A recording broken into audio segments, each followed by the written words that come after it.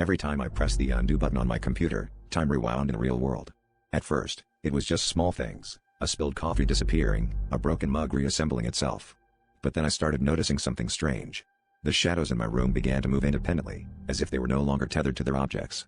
They danced along the walls and ceiling, twisting and contorting in ways that made my skin crawl.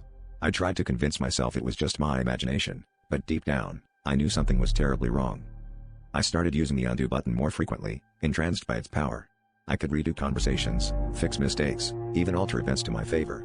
But with each press, the shadows grew bolder. They seemed to whisper to each other, conspiring against me in a language I couldn't understand.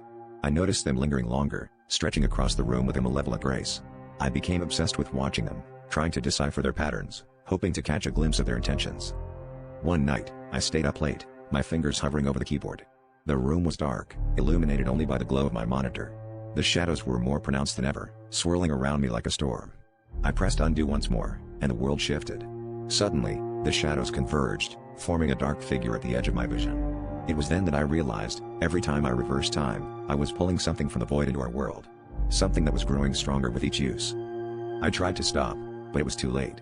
The shadows had taken on a life of their own, no longer bound by the laws of physics or time. They whispered my name, taunting me with the knowledge of what I had unleashed.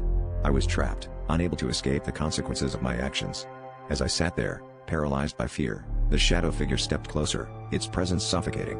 I understood then that I had undone more than just moments, I had unraveled the very fabric of reality, and now the shadows were here to claim their due.